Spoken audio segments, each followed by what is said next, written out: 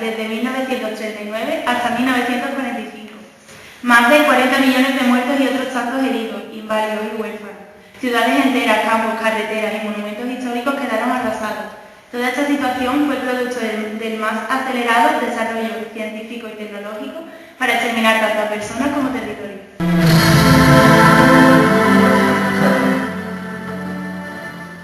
En la mañana del 22 de junio de 1941, más de 3 millones de soldados alemanes iniciaron la invasión de la Unión Soviética. Los alemanes habían organizado grupos de 3 ejércitos para la invasión, denominados Norte, Centro y Sur, que se dirigían hacia Leningrado, Moscú y Kiev. Hitler y sus generales habían llegado a la conclusión de que su principal problema estratégico consistía en bloquear al ejército soviético durante la batalla y derrotarlo antes de que pudiera escapar adentrándose en el país. La mayoría de los generales creían que el régimen soviético lo sacrificaría todo por salvar Moscú, pero Hitler pensaba que la tierra y los recursos de Ucrania y el petróleo de Caucasia eran lo más importante. Seguimos con la sesión de historia. Hoy tenemos como compañía a Vicente Beltrán, que nos va a contar la victoria de la Unión Soviética en Stalingrado. Buenos días, Vicente. Buenos días. En la mañana del 19 de noviembre, las fuerzas blindadas soviéticas atacaron a los rumanos al oeste y al sur de Stalingrado. Se reunieron 3 días después en Kalach, a orillas del río Don, donde rodearon al sexto ejército, casi la mitad del cuarto ejército blindado ya y a varias unidades de romanos. Hitler ordenó al comandante del sexto ejército resistir y le permitió enviar suministros por aire. Asimismo envió a Manstein, que en aquella época era mariscal de campo, para aliviar la presión de esa zona. En el transporte aéreo no pudo hacer llegar a Manstein las 300 toneladas de suministros que necesitaba cada día, y las fuerzas de la operación de ayuda fueron contenidas a 55 kilómetros de las tropas de Manstein a finales de diciembre. El sexto ejército estaba condenado a menos que intentara atravesar las filas enemigas, y Hitler no lo permitiera.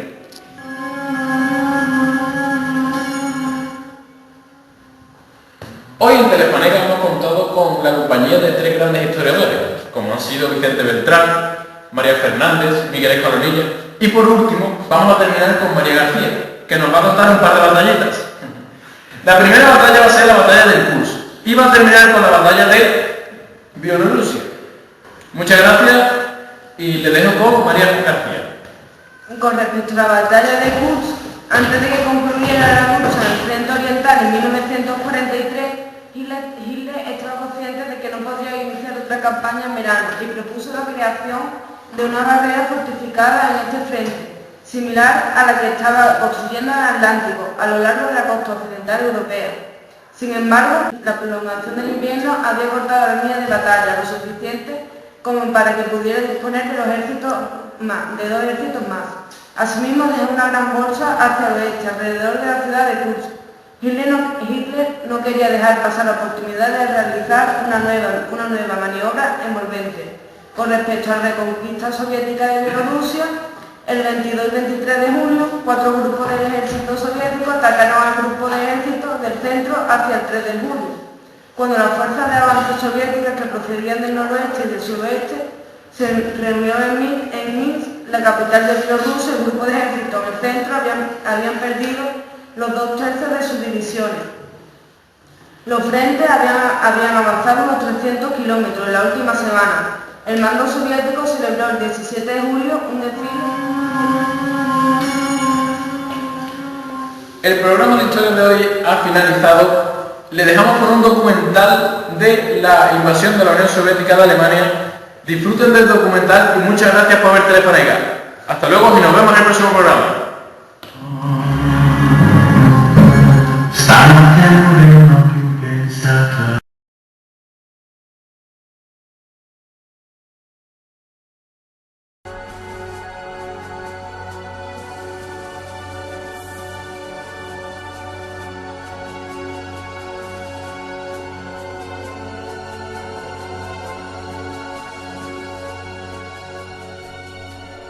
A la 1 en punto de la madrugada del 22 de junio, la noche más corta del año, infiltrados alemanes cruzaron la frontera a escondidas y empezaron a cortar líneas telefónicas y a asesinar a los centinelas de los pasos fronterizos más solitarios.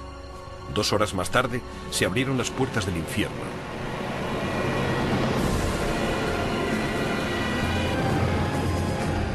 Cuando amaneció en Polonia, cientos de bombarderos en picados Tuka entraron en territorio ruso. Sus bombas de fragmentación destrozaron carreteras, depósitos de combustible y tanques aparcados en sus recintos.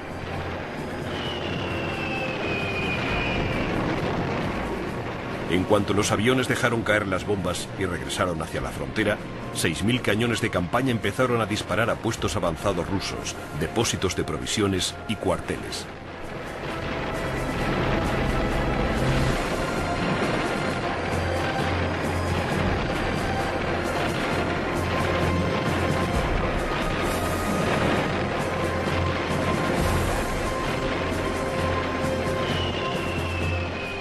Hora tras hora, la Luftwaffe y la artillería se turnaban para atacar las líneas rusas.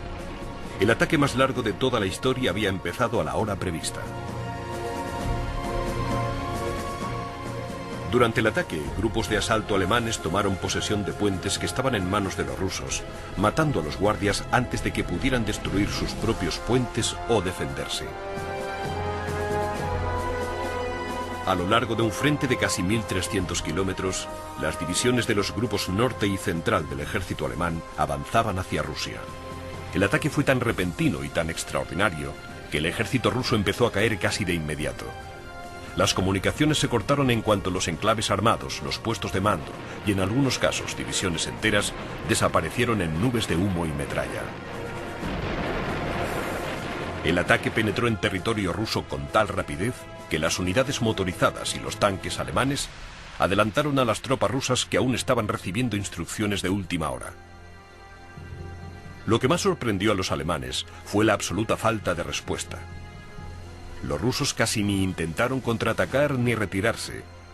Simplemente se quedaron donde estaban y murieron entre una lluvia de balas y bombas.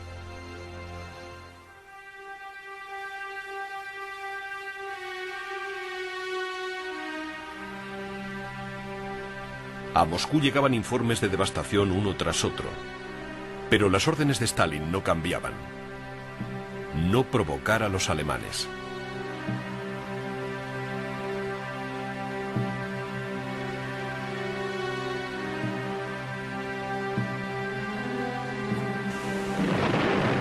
Los cazas rusos eran destruidos en tierra o despedazados en cuanto despegaban para ir a defender la frontera. En cuestión de horas, los alemanes controlaban la tierra y los cielos.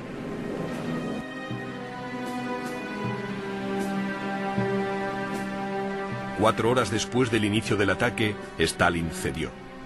Las tropas rusas debían hacer retroceder a los alemanes hasta el otro lado de la frontera, pero ya era demasiado tarde. La línea de frente rusa ya no existía. Lo mejor que podían hacer los rusos ahora era organizar una retirada.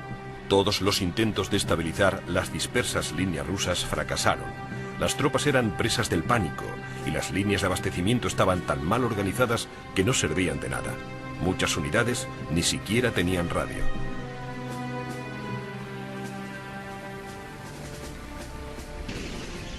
Las tropas alemanas avanzaban tan rápido que incluso ni los cuarteles generales alemanes podían hacer un seguimiento de sus tropas.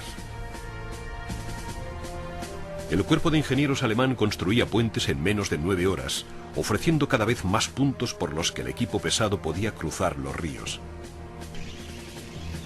Por muy rápido que avanzara, la infantería alemana no podía seguir el ritmo de las unidades motorizadas de los cuerpos Panzer.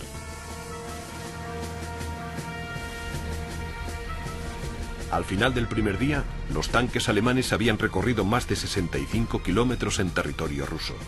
1.500 aviones rusos habían sido destruidos, muchos de ellos estando aún en tierra, y 3 divisiones soviéticas completas habían sido totalmente eliminadas.